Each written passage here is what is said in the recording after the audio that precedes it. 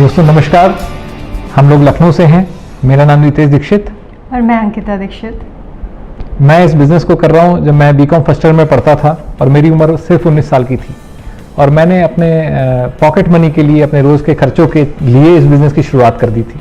आप सोचेंगे क्योंकि कुछ ऐसी सिचुएशंस थी और कुछ ऐसा परिस्थितियाँ थी जिसकी वजह से मैंने इस बिज़नेस को उस समय समझा जब शायद मैं सिर्फ और सिर्फ पढ़ाई के बारे में सोच रहा था। पर क्या सिचुएशन थी, थोड़ा उसके बारे में थोड़ा अपना बैकग्राउंड आपको बताता हूँ।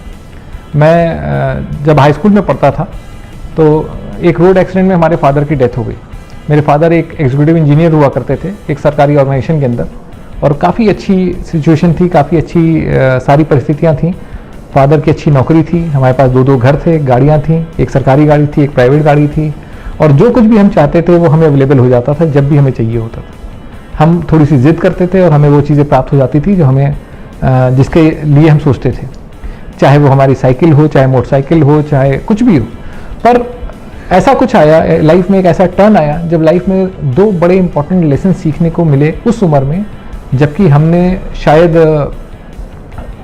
उस उम्र में तो शायद लोग कुछ सोचते भी नहीं होंगे। तो कुछ ऐसा हुआ कि एक होली के टाइम पे मेरे फादर ऑफिस से घर आ रहे थे और एक रोड एक्सीडेंट में उनकी डेथ हो गई और उनकी डेथ हुई और उसके 3 महीने के अंदर, 3 महीने गुजरते गुजरते हमें वो 2 लेसन्स लाइफ के सीखने को मिल गए। पहला लेसन जो सीखने को मिला वो ये कि लाइफ में पैसा, इनकम या कैश फ्लो इम्पॉर्टेंट होता है जब हम होते हैं और हमें उसके बारे में सोचना चाहिए और आप ज़रूर सोचते होंगे।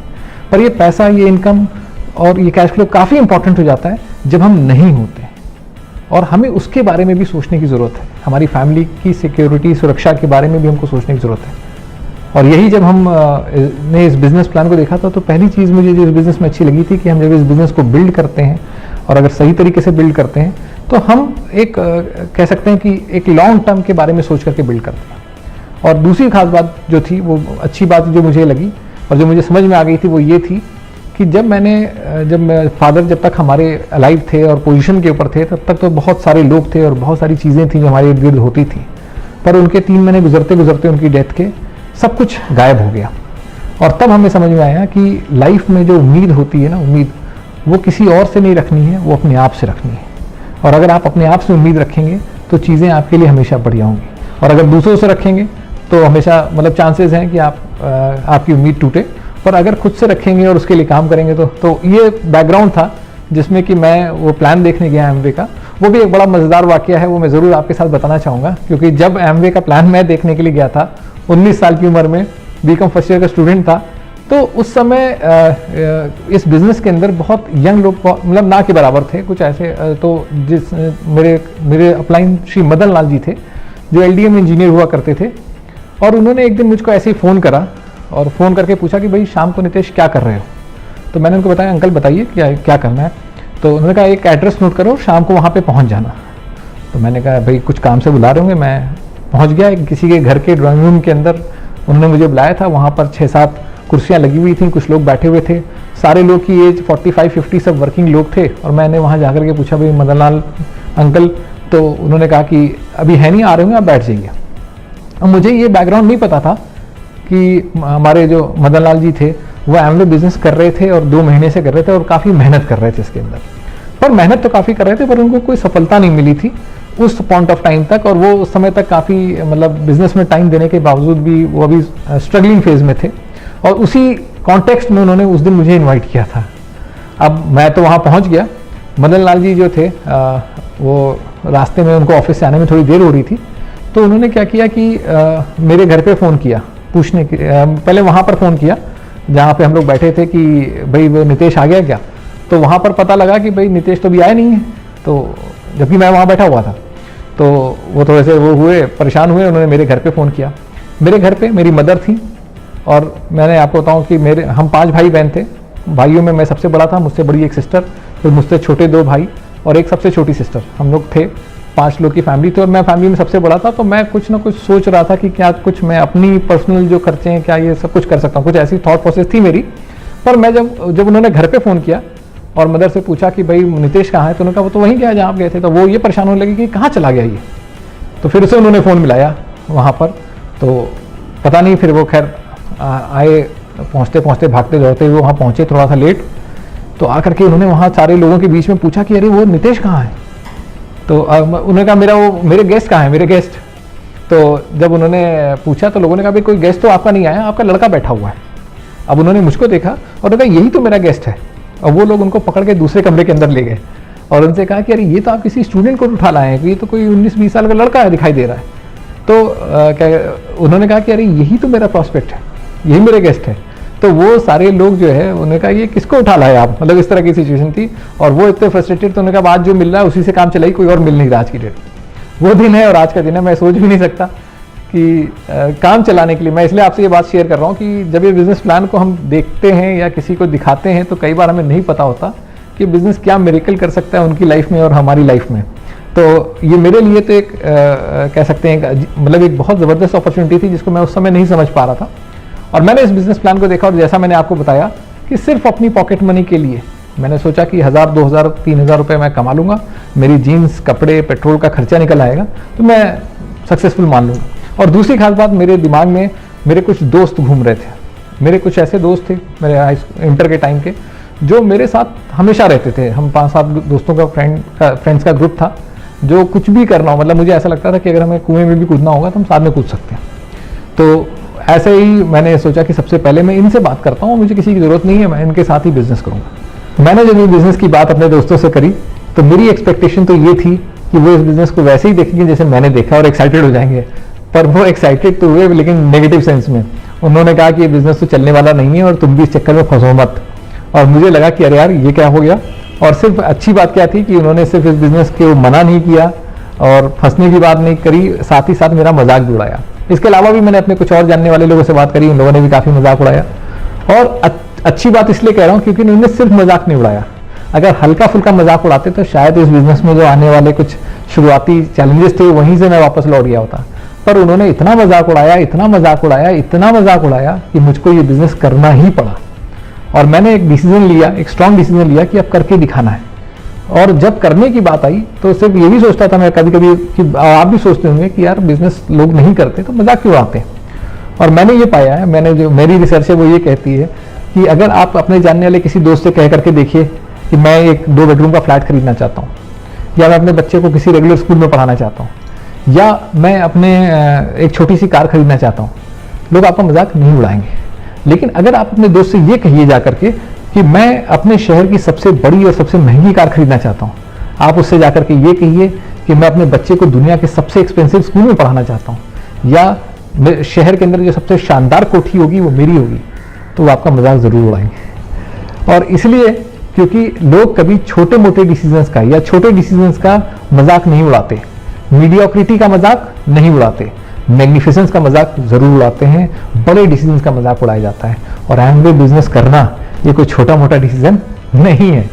आपको लग सकता है जब हम इस बिजनेस को स्टार्ट करते हैं कोई स्टार्टिंग कैपिटल नहीं है, इतने सारे प्रोडक्ट्स हैं, इतना सारा सपोर्ट सिस्टम, सब कुछ लगता है कि हम कर सकते हैं। और हम एक कैजुअली भी कई बार स्टार्ट करते हैं और उस समय हमें नहीं महसूस होता कि क्या ये बिजनेस मेरी लाइफ को किस तरह से बदल भी सकता है। और पर मैं ये यकीन से कहता हूं कि अगर आप 2 से 5 साल इस बिजनेस को सही तरीके से करें, बिल्ड करें, और आप इस बिजनेस में जब आगे बढ़ेंगे तो आपको पीछे मुड़ करके जब आप देखेंगे तो आपकी लाइफ के कुछ बड़े सिग्निफिकेंट डिसीजंस में से एक होगा एमवे बिजनेस को स्टार्ट करना। और ये हमारे साथ भी हुआ। आज हमारी लाइफ क्या होती हम सोचना भी नहीं चाहते अगर हमने उस समय ये बिजनेस करने का डिसीजन नहीं लिया होता अपनी पढ़ाई के साथ में। अब थोड़ा सा सिचुएशन चेंज हुई, हमने कहा चलो दोस्तों से न सही फादर के फ्रेंड्स, हमारे नेबर्स, उनके साथ बात करते हैं। अब थोड़ा सिचुएशन आपको मेरी पता है ही है, मेरे फादर की सरकारी नौकरी में एक एक्सीडेंट में डेथ हुई थी। तो मुझको ये बोला, मेरे से एक्सपेक्टेशन जो थी उन लोगों की वो ये थी कि मैं उनकी जगह, उनकी मेरी नौकरी लग सकती है तो मैं अपनी पढ़ाई लिखाई करके उनकी नौकरी को ज्वाइन कर लूँ। तो मैं जब उनके पास जाता था उन लोगों से बिजनेस की बात करने के लिए, तो मैं उनके पास जाता था, उनके साथ बैठता था, उनको बताता था 5-7 मिनट 10 मिनट की एमवे बिजनेस क्या है और उनको क्यों करना चाहिए।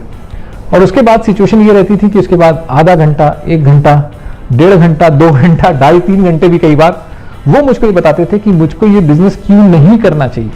और ये समझाते थे कि बेटा नौकरी तुम्हारी रखी हुई है, घर में सबसे बड़े लड़के हो, पढ़ाई के ऊपर फोकस करो, कहीं तुमने कुछ गलत कर दिया तो क्या होगा।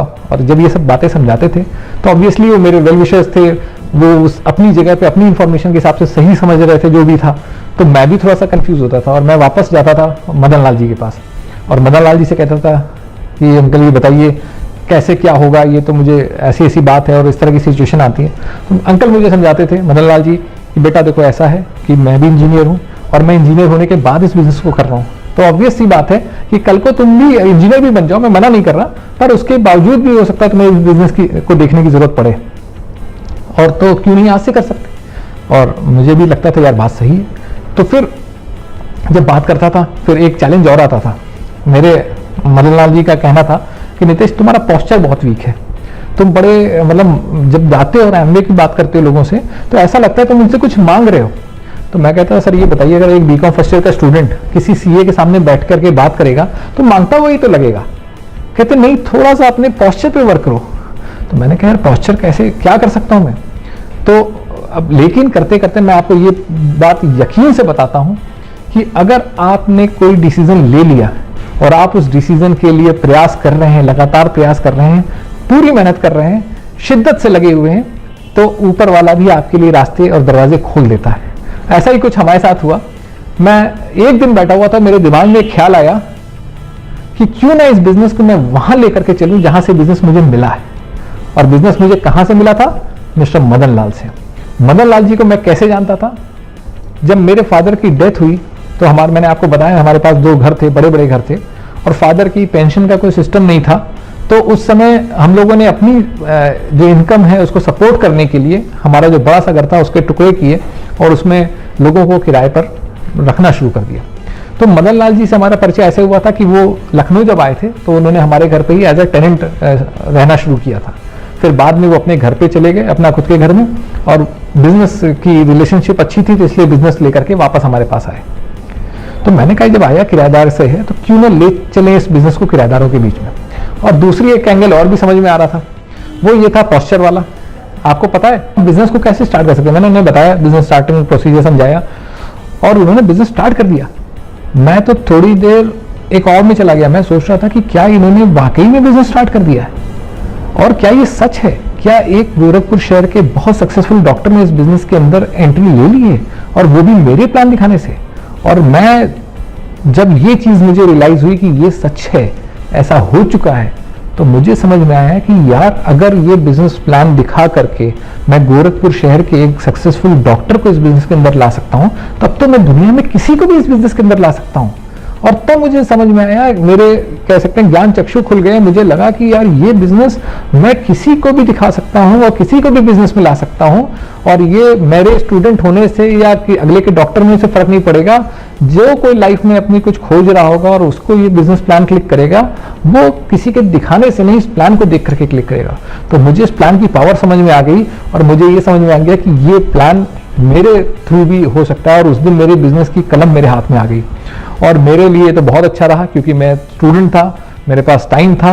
उस टाइम को फिर मैंने लगा दिया प्लान दिखाने में। जहां महीने में 2-4 प्लान होते थे, वहां दिन में मैं साइकिल के ऊपर, रिक्शे के ऊपर, स्कूटर के ऊपर, बस के ऊपर प्लान दिखाने लगा। और इतने सारे प्लान दिखाने लगा तो जब नंबर ऑफ प्लान्स बढ़ गए तो क्या हुआ, ऑटोमेटिक नंबर ऑफ प्लान्स बढ़ गए तो नंबर ऑफ स्पॉन्सरिंग बढ़ गई।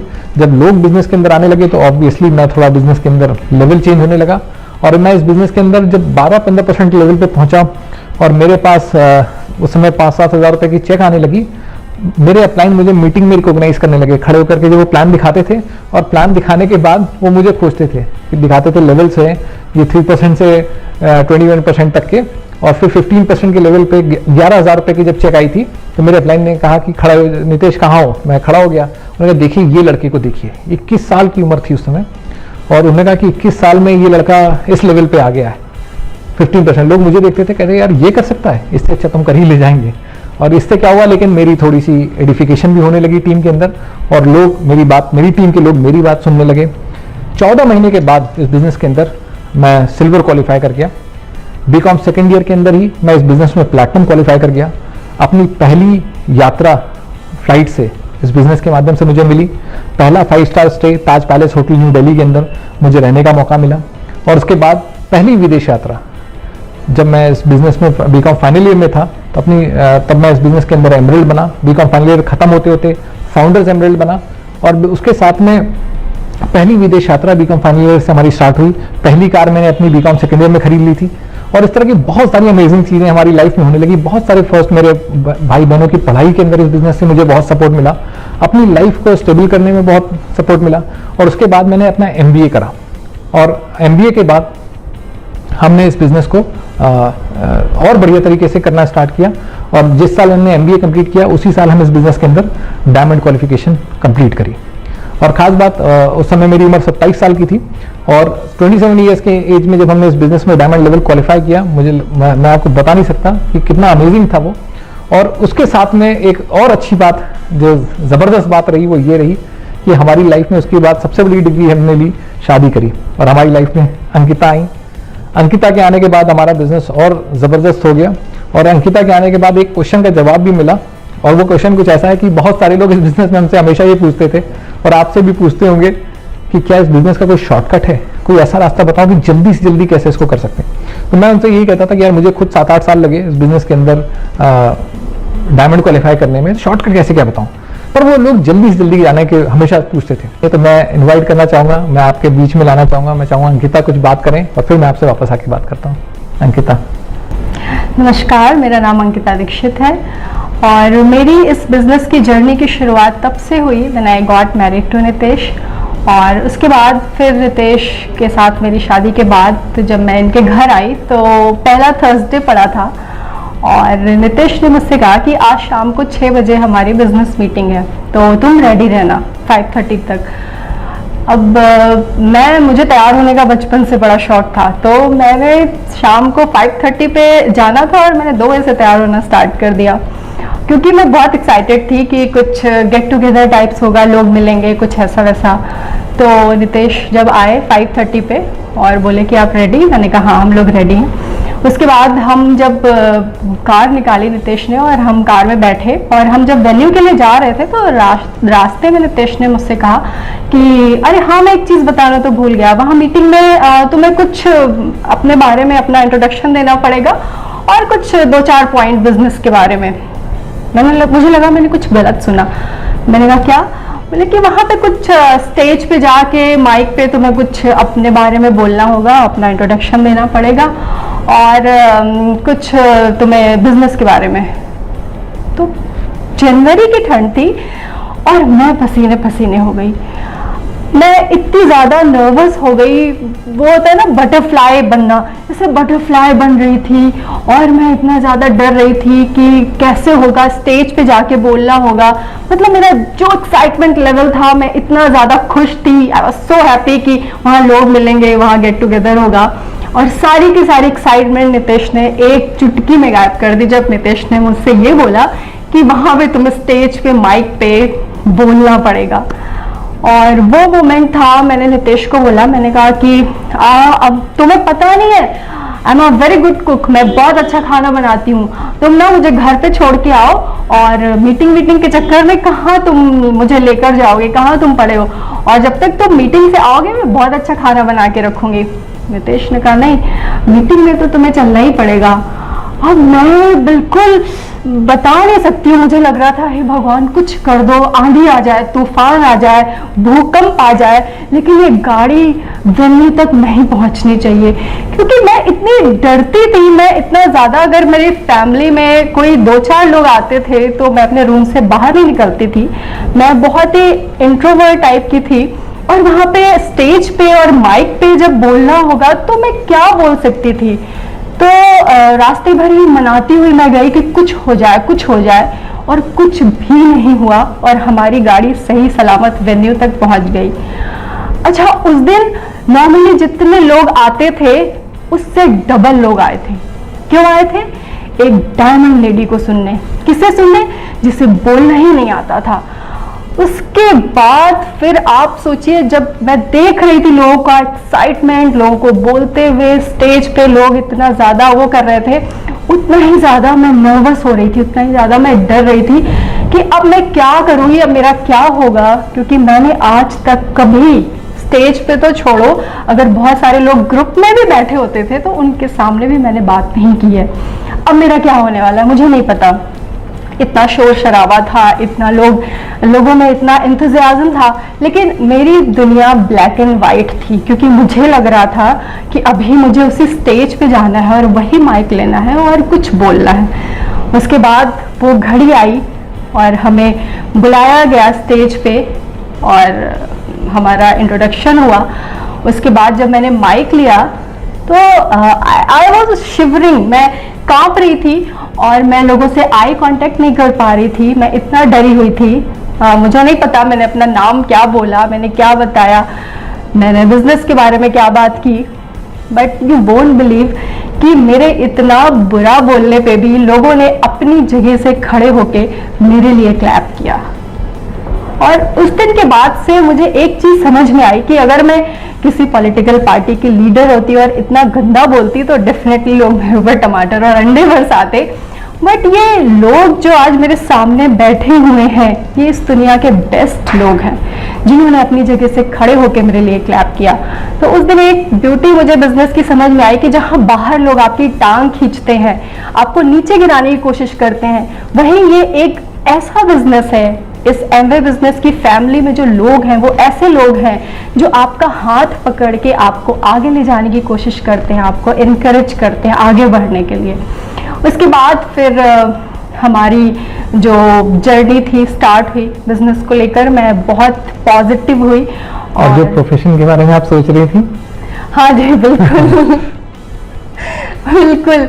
उसके पहले जब मुझे हम लोग को इनवाइट किया जाना था तो उसके पहले मैं सोच रही थी कि भगवान से, ऊपर वाले से बात कर रही थी। मैंने कहा कि हे भगवान, इतनी बड़ी दुनिया है, इतनी बड़ी दुनिया में इतने सारे प्रोफेशन हैं, इतने सारे प्रोफेशन में इतने सारे लोग हैं, लेकिन मेरी किस्मत में तुम्हें एक एमवे डिस्ट्रीब्यूटर ही लिखना था क्या? और मैंने कहा मैं गिन गिन के बदले लूंगी। उसके बाद फिर हमारा हनीमून पूरा का पूरा एमवे ने प्लान किया था। हम उस साल एमवे ने ऐसे प्लान किया था कि एमवे का ट्रिप था जो हम लोगों ने क्वालिफाई किया था और उसमें हमें यूएस और ऑस्ट्रेलिया जाना था जी। तो हम लोग को डायमंड इनविटेशनल आया था और आई वाज सो एक्साइटेड। हमको कंपनी की तरफ से बिजनेस क्लास का टिकट आया, हम लोग यूएस गए, फिर हम लोग वहाँ से ऑस्ट्रेलिया गए और एकदम क्वीनली ट्रीटमेंट दिया हमें कंपनी ने, जो हमने कभी सोचा नहीं था। जब हम बिजनेस क्लास में बैठे थे तो बस मैं यही सोच रही थी कि जहाँ पे हमारी लिमिटेशंस खत्म हो जाती है ड्रीम देखने की, एक्चुअली वहाँ से एमवे की शुरुआत होती है। इतना अच्छा ट्रीटमेंट और सब कुछ इतना अच्छा था, बहुत सारे डायमंड्स लीडर थे वहाँ पे जिनसे हमें बहुत कुछ सीखने को मिला। वो हमें बता रहे थे, क्योंकि मैं बिल्कुल नई थी इस बिजनेस में और मुझे नहीं पता था। और कई बार होता है ना कि हमें लगता है कि इतना बड़ा लेवल है, हम जैसे नितेश जी ने बोला ना कि शॉर्टकट अंकिता के पास है, बट मैं बताऊं आपको, सक्सेस का कोई शॉर्टकट नहीं होता। सक्सेस का कोई शॉर्टकट इसलिए नहीं होता है क्योंकि जब आप ग्रेजुअली स्टेप बाय स्टेप आप ऊपर पहुंचते हो तो आपका क्या होता है, जैसे हीरा होता है ना, एक कोयले का टुकड़ा होता है, तो जब उसकी घिसाई होती है बहुत अच्छे से तब जाके वो कहीं हीरा बनता है। तो सेम प्रोसेस यहाँ भी है। मुझे एक लेवल तो मिला था बट मुझे कुछ भी नहीं पता था बिजनेस के बारे में, और मैं सोशल भी नहीं थी, मुझे बिजनेस प्लान के बारे में नहीं पता था, मुझे प्रोडक्ट्स के बारे में नहीं पता था, मुझे कुछ भी नहीं पता था। तो जब लोग मेरे पास आते थे, मुझसे कुछ पूछते थे एंड आई वाज जीरो, मुझे कुछ नहीं पता था, तो मुझे लगा कि ऐसा नहीं है। जब आप हार्डवर्क करते हो, जब आप सीखते हो और सीखते सीखते कुछ अचीव करते हो, तब आप डिजर्व करते हो सक्सेस को। और अगर आपने शॉर्टकट लिया और आप सीधे वहां पहुंच गए, आप एक्चुअली उसको डिजर्व नहीं कर रहे हैं, आप उसके लायक ही नहीं है।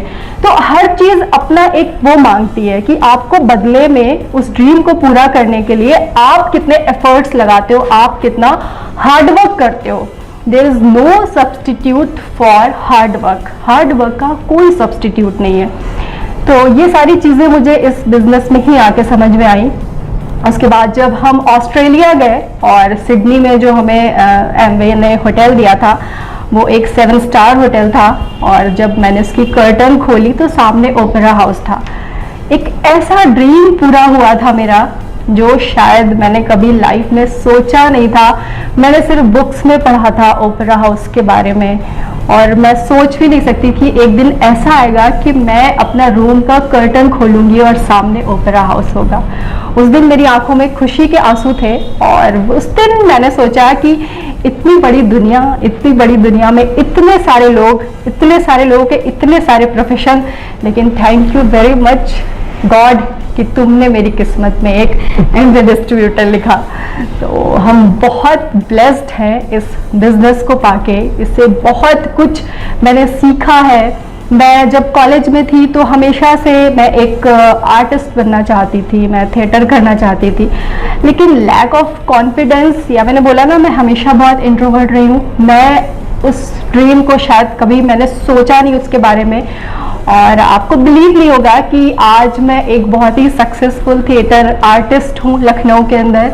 और इस ड्रीम को जो मैंने परस्यू किया है वो सिर्फ और सिर्फ इस बिजनेस की वजह से, क्योंकि ये आपकी पर्सनालिटी में इतना चेंज लाता है, इतना ग्रूम करता है आपको कि आपका कोई भी दबा हुआ ड्रीम होगा ना, वो भी आपका पूरा कर सकते हो। आपकी पर्सनालिटी को क्या से क्या बना देता है, आप सोच भी नहीं सकते हो। तो बहुत सारे एस्पेक्ट से आपके लिए बिजनेस बहुत अच्छा है, हमारे लिए बहुत अच्छा है। उसके बाद फिर हमारी जर्नी स्टार्ट हुई, मैं वापस आई, और वापस से नितेश ने मेरे को बोला कि तुम बुक्स पढ़ो, तुम इसकी ट्रेनिंग्स अटेंड करो प्रोडक्ट्स की, और तुम प्लान दिखाना सीखो, जो बहुत ही इंपॉर्टेंट चीज़ है इस बिजनेस को आगे बढ़ाने के लिए। तो मैंने जब प्लान दिखाना शुरू किया, या यूँ कहिए कि जब मेरा पहला प्लान था, जो मैंने अपनी बेस्ट फ्रेंड को कॉल किया और मैंने कहा कि हम लोग की फ्रेंडशिप तो है ही इतनी अच्छी, और एक बहुत अच्छा बिजनेस प्लान है, अगर तुम कहो तो मैं तुम्हारे साथ शेयर करना चाहती हूँ। तो बोली हाँ अंकिता, कल आ जाना। तो मैं बहुत एक्साइटेड थी, क्योंकि ऐसा होता नहीं है कि आप किसी को पहली बार कॉल करें और लोग आपको हाँ कर दें प्लान देखने के लिए। तो आई वॉज सुपर एक्साइटेड कि वाह यार, पहले ही कॉल में उसने मुझे हाँ कर दिया। उसके बाद नेक्स्ट डे मैं उसके घर पहुंची और बिजनेस प्लान शेयर किया। तो फिर जब बिजनेस प्लान उसने देखने के बाद मैंने उससे पूछा कि तुम्हें कैसा लगा बिजनेस प्लान। बोली कि हाँ, बिजनेस प्लान तो तुम्हारा सही है, but I don't think so कि ये मेरे लिए काम करेगा। मैंने कहा क्यों? इसने बहुत सारे लोगों की लाइफ चेंज की है, तो और बहुत सारे लोगों को सक्सेसफुल बनाया है। तो बोली कि हाँ ठीक है, बनाया होगा, but I am already successful. मैंने कहा कैसे? कह रही यार, मेरे पति के पास बहुत पैसा है और मैं हर महीने जाके डायमंड ज्वेलरी परचेज करती हूँ, मैं हर साल अपने लिए नई नई गाड़ियाँ खरीदती हूँ, तो मुझे इसकी ज़रूरत नहीं। तो मैंने उसकी बात सुनी, फिर मैंने उससे बोला कि तुमने अपने माइंड में सक्सेस की क्या डेफिनेशन बनाई है मुझे नहीं पता, लेकिन जहाँ तक मैंने पढ़ा है और सीखा है, तो मेरे लिए सक्सेसफुल इंसान वो नहीं है जो हर महीने अपने लिए नई नई डायमंड ज्वेलरी परचेज करे या हर साल अपने लिए नई नई गाड़ियाँ खरीदे। मेरे हिसाब से सक्सेसफुल इंसान वो है जिसकी वजह से हर महीने हज़ारों लोग नई नई डायमंड ज्वेलरी परचेज करें और हर साल नई नई गाड़ियाँ खरीदें। इतना कह के मैं वापस चली आई। उसके बाद आप बिलीव नहीं करोगे, नेक्स्ट डे उसका कॉल आया और उसने कहा कि अंकिता, मैं तेरे साथ बिजनेस स्टार्ट करना चाहती हूँ। तो जब आप बहुत ही सच्चाई के साथ, बहुत ही इनोसेंसी के साथ इस बिजनेस प्लान को दिखाते हैं, तो ऐसा नहीं है, लोगों को अपील भी करता है, लोग आते हैं, लोग ग्रेजुअली आपसे जुड़ते हैं अगर आपका सच्चाई और ईमानदारी है बिजनेस प्लान को शेयर करने में। तो मेरा ज़्यादा से ज़्यादा लोगों से यही रिक्वेस्ट रहेगा कि बहुत जल्दी जो अभी भी बिजनेस में आए हैं, सबसे पहले जो, अगर जैसे नितेश जी ने भी बोला कि अगर आपको बिजनेस की बागडोर अपने हाथों में लेनी है तो सबसे पहले आप बिजनेस प्लान करना शो करिए। आप उसमें मत सोचिए कि मैं बहुत परफेक्ट हो जाऊं। आपको अगर वो कॉन्सेप्ट क्लियर है, आपको कैलकुलेशन पता है, तो आप जैसा भी प्लान दिखाते हैं, बट आप दिखाइए। जब आप दिखाएंगे, दिखाते दिखाते ही आप परफेक्ट बनेंगे। आप ये मत सोचिए कि मैं परफेक्ट बन जाऊं फिर मैं स्टार्ट करूं। जब आप स्टार्ट करोगे, जब आप नॉलेज लोगे, फिर स्टार्ट करते दिखाते दिखाते परफेक्शन आपके अंदर खुद ही आएगा। तो ये सारी कुछ चीज़ें हैं जो मैंने की, और करते करते मैं एक चीज़ और शेयर करना चाहूँगी। जब मैं अभी अंटालिया के ट्रिप पे गई, और अंटालिया का ट्रिप मेरी लाइफ का सबसे बेस्ट ट्रिप था जो एमवे ने हमें दिया।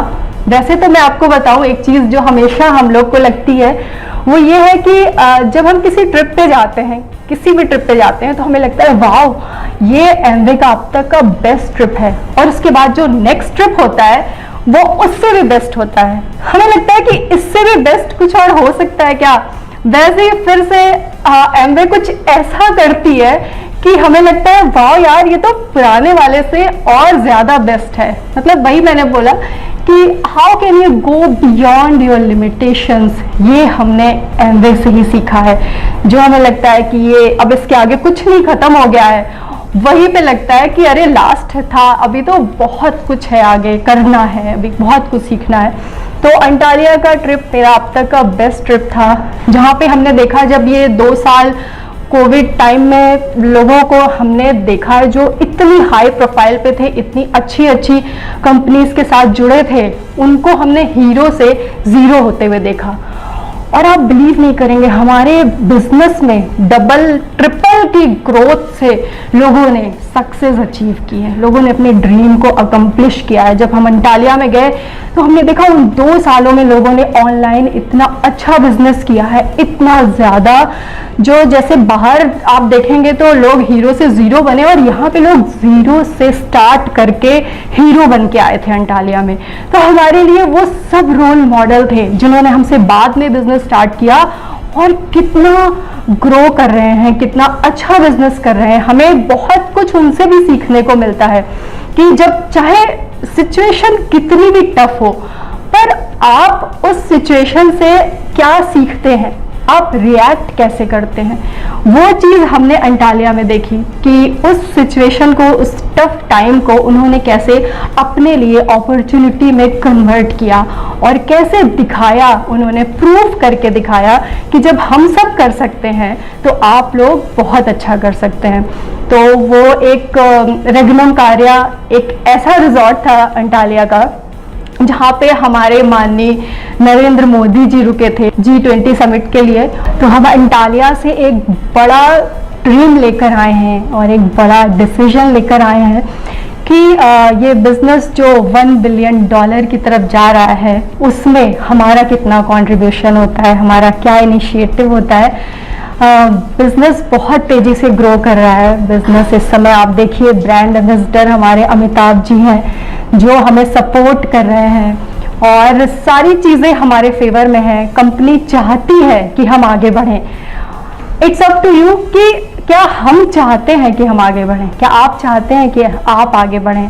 बाकी सारा सपोर्ट सिस्टम आपके साथ है, रास्ते बने हुए। और आज के ट्रेंड के हिसाब से आज आप जिसको देखिए सब चाहते हैं कि वो हेल्दी लाइफस्टाइल को अडॉप्ट करें। सारे लोग जितने भी हैं फिटनेस फ्रीक हैं, सब फिट रहना चाहते हैं, सब स्मार्ट दिखना चाहते हैं, वो अपनी एज एक्चुअल एज से कई गुना यंगर दिखना चाहते हैं। तो ये जो ट्रेंड आज का चल रहा है, या सब चाहते हैं कि हम पूरे वर्ल्ड में ट्रैवलिंग करें, तो ये अब जो ट्रेंड देखना चाह रहे हैं वो एमवे अपॉर्चुनिटी के प्लेटफॉर्म से सारा का सारा पैकेज है एक्चुअली, जो आपको एक साथ मिलता है, आपको कहीं और जाने की ज़रूरत नहीं है। ये ट्रेंड शायद अभी आए हैं, बट ये जो बिजनेस जब से स्टार्ट हुआ है, जब से ये एमवे अपॉर्चुनिटी आई है, तब से ही ये सारी चीज़ें उसके साथ हैं। ऐसा नहीं है कि हम ट्रेंड के साथ चल रहे हैं या हम ट्रेंड के पीछे चल रहे हैं। एक्चुअली हम ट्रेंड को बनाने वाले हैं। हम उस ज़माने से ये सारी चीज़ें बताना चाह रहे हैं जबकि ये सब चीज़ें थी नहीं। लोग आज ट्रैवलिंग करना चाहते हैं, उसमें कितना सारा पैसा आप देखिए वो करना चाहते हैं, स्पेंड करना चाहते हैं, और लोग आज एक्सप्लोर करना चाहते हैं, लोग आज हेल्दी रहना चाहते हैं। इस कोविड टाइम में जो कभी शायद जिन्होंने न्यूट्रीलाइट का नाम भी नहीं सुना, उन्होंने मुझे किस तरह से कांटेक्ट किया, वो अपना इम्यून सिस्टम स्ट्रांग रखना चाहते हैं कि मुझे सप्लीमेंट चाहिए या मुझे विटामिन सी चाहिए। इस तरीके के प्रोडक्ट के साथ हम जुड़े हुए हैं। तो आपको चाहे घूमना फिरना पसंद है, या आपको कुछ ऐसा फिटनेस फ्रीक है आप, या आप हेल्दी लाइफस्टाइल चाहते हैं, या आपको ऐसा पार्टी करना बहुत अच्छा लगता है, मतलब आप कुछ भी चाहते हो, वो सारे के सारे आपके जो ड्रीम हैं वो एक ही प्लेटफॉर्म पे अकम्प्लिश होंगे। इसका नाम है Amway opportunity, one and only, जहाँ पे आपके पैकेज है पूरा, आपने सोचा और पूरा हुआ। तो इट्स अ मैजिकल। अब सोचिए, आप क्या सोच सकते हैं, हर रास्ता बना हुआ है, आप किस रास्ते पे जाना चाहते हैं। यहाँ पे आपको रास्ता बनाने की जरूरत नहीं है, बहुत सारे लोग हैं आपको हाथ पकड़ के पहुंचाने वाले, लेकिन चलना आपको ही पड़ेगा, क्योंकि there is no substitute for hard work. अगर आप हार्ड वर्क करने के लिए तैयार हैं और अगर आप चाहते हैं कि मैं कुछ ऐसा करूं जो अब तक मेरी फैमिली में किसी ने नहीं किया, तो ये बिजनेस आपके लिए। Thank you so much. Thank you Ankita. और वाकई में मैं चलते चलते दो बातें आपसे कहना चाहूँगा। पहली बात तो आपको एक इंसिडेंट शेयर करना चाहता हूँ कि जब मैंने इस बिज़नेस को कर रहा था मैं, तो मुझे ऐसा लग रहा था मैं लाइफ में कुछ चीज़ें मिस कर रहा हूँ। जैसे मैं एक वाक़या बताता हूँ आपको कि एक दिन मेरे फ्रेंड का फ़ोन आया और वो टाइम था, ये दिवाली दशहरे का टाइम था और उस समय लखनऊ में बहुत सारी फेट्स लगती हैं, घूमने फिरने का प्रोग्राम बना रहे थे हमारे फ्रेंड्स। तो उन्होंने मुझे कॉल किया और कहा कि नितेश आज शाम को हम सब घूमने जा रहे हैं, चलोगे? मैंने कहा यार क्यों नहीं चलेंगे, और मैं बहुत एक्साइटेड था। जैसे ही उसका फ़ोन रखा, मेरे अपलाइन मदन लाल जी का फ़ोन आया। उन्होंने फ़ोन की, कहा कि नितेश याद है शाम को क्या? मैंने कहा क्या है? कह रहे आज शाम को मीटिंग है, तो मीटिंग में आ रहे हो ना? तो मैंने कहा यार, मैंने कहा अंकल मैं जरा आज प्रोग्राम बन गया घूमने का। उन्होंने कहा नहीं देखो ऐसा बिजनेस है, सब चीज़ें हैं। तो मुझे उन्होंने समझाया, तो मैंने कहा यार जाने की तो थी, पर मैंने एक रास्ता निकाला। एक उस दिन मुझे एक सिंह साहब को, उन्होंने कहा कि एक सिंह साहब को मीटिंग में बुलाना था। तो मैंने कहा कि वो भी आ रहे हैं तो तुमको तो आना चाहिए। तो मैंने कहा कि यार अगर सिंह साहब आ रहे होंगे तो मैं आऊँगा। तो मैंने सिंह साहब को फ़ोन मिलाया, मैंने कहा सिंह साहब आज मीटिंग में आएंगे शाम को? कह रहे हाँ हाँ बिल्कुल आऊँगा। तो मैंने कहा यार अब तो मुझे जाना पड़ेगा। मैंने अपने दोस्तों को फ़ोन करके मना किया, मैं नहीं आ पाऊँगा। वो सब अरे तुम बहुत मिस करोगे, ये करोगे। मैंने कहा यार क्या कर सकते हैं। खैर मैं शाम को मीटिंग में गया और मीटिंग में हमारे अपलाइन मदन लाल जी तो मिले, मैं बैठा वहाँ पे, पर वो सिंह साहब नहीं आए। अब मैंने पूरी मीटिंग अटेंड करने के बाद मैं सोचता रहा कि यार कहाँ रह गए। लौटते ही घर पे सबसे पहले सिंह साहब को फ़ोन मिलाया, कह रहे आप कहाँ रह गए? मीटिंग में मैं आपका वेट कर रहा था। तो उन्होंने बोला कि अरे आज हमारी फैमिली के साथ वो फेट में घूमने का प्रोग्राम बन गया था। तो मैं तो बड़ा निराश हुआ। मैंने कहा यार मेरे दोस्त फेट में घूम रहे थे, सिंह साहब अपनी फैमिली के साथ फेट में घूम रहे थे, नहीं मैं मीटिंग में बैठा हुआ था। तो मैंने तो शायद कुछ बहुत बड़ा मिस किया। पर फिर क्या कह सकते हैं, मतलब उस समय मुझे लगा कि मैंने मिस किया। पर नेक्स्ट ईयर क्या हुआ, नेक्स्ट ईयर लखनऊ के अंदर फिर से दिवाली दशहरे के टाइम पे फिर वही फेट लगी। मेरे सारे फ्रेंड्स फिर से फेट में घूमने के लिए गए। सिंह साहब का नहीं पता, शायद वो भी गए हों। पर मैं अगले साल भी नहीं जा पाया, क्योंकि अगले साल मुझे कंपनी की तरफ से मेरी पहली ALS बैंकॉक के लिए बैंकॉक का टिकट आ गया था। तो पहले साल तो मुझे ऐसा लगा कि मैंने मिस किया, लेकिन बाद में मेरे फ्रेंड्स को लगा कि शायद उन्होंने कुछ मिस किया। और उसके बाद से तो हर साल लगभग 20 साल से हम लोग एमवे के ट्रिप्स पे जा रहे हैं और करीब एमवे और उसके अलावा खुद से भी करीब 60 से ज़्यादा देश घूम चुके हैं, 60+ कंट्रीज घूम चुके हैं। और कोशिश ये है कि 100 देशों तक की यात्रा तो कम से कम करें ही, क्योंकि एडवांटेज ये था कि कम उम्र में बिजनेस किया था तो ज़्यादा समय मिला। तो जो पहले हमारे लिए बहुत बड़ा चैलेंज था, जो सब लोग कहते थे तुम बहुत छोटे हो, वो वही हमारी सबसे बड़ी स्ट्रेंथ बन गया, क्योंकि हमने कम उम्र में बिजनेस किया तो हमें काफ़ी टाइम मिला, गलतियां करने के लिए भी ज़्यादा समय मिला, सीखने के लिए भी ज़्यादा समय मिला, करने के लिए समय मिला, और इसके बाद इस बिजनेस के फ्रूट्स को एंजॉय करने के लिए भी बहुत सारा समय मिला। और लास्ट में आपको सिर्फ एक बात बताना चाहूँगा, मैंने जिनके बारे में आपको बताया, mister Madan Lal LDM engineer, इस बिजनेस में वो और उनकी वाइफ मिसेस स्नेहलता, उन लोगों ने हमारे बिजनेस में हेल्प करी, काफ़ी समझाया सिखाया। शुरुआत में मैंने आपको शेयर किया ही, पर एक दुर्भाग्यपूर्ण घटना ये रही कि 2 साल इस बिजनेस को करने के दौरान एक रोड एक्सीडेंट में मदन लाल जी की डेथ हो गई। मैं आपसे सिर्फ ये बताना चाहता हूँ कि आज सालों के बाद मैं उनकी फैमिली का नहीं हूँ, लेकिन मेरी कहानी में आपको बार बार उनकी कहानी और उनका नाम सुनने को मिलेगा। हम में से बहुत सारे लोग शायद चाहते हैं कि हमारा नाम, हमारा रिकॉग्निशन बहुत सारे लोगों को और बहुत सारी फैमिलीज तक पहुंचे, और ये पॉसिबल हुआ है एमवे की वजह से। मेरी लाइफ में भी सेम सिचुएशन आई थी, पर मेरी लाइफ में सिचुएशन आने में और उनकी लाइफ में सिचुएशन में आने में फ़र्क ये था कि उन्होंने तब तक 2 साल एमवे बिजनेस बिल्ड कर लिया था। जब उनकी डेथ हुई, वो फाउंडर प्लैटिनम थे, आज उनकी वाइफ सफायर लेवल पे हैं, और उनके आशीर्वाद से हम बिजनेस को बिल्ड कर रहे हैं। और कई सारे फॉरेन ट्रिप्स पे उनके ना होने के बावजूद स्नेहलता मैम हमारे साथ रही हैं। और ये बिजनेस वाकई में ये करता है, ये बिजनेस को अगर आप बढ़िया तरीके से करते हैं, सही तरीके से करते हैं, थोड़ा लॉन्ग टर्म को सोच करके करते हैं, तो आप वाकई में कुछ बड़ा क्रिएट कर सकते हैं और बहुत सारे लोगों की हेल्प कर सकते हैं उनकी लाइफ को बेहतर बनाने में। Thank you, God bless you.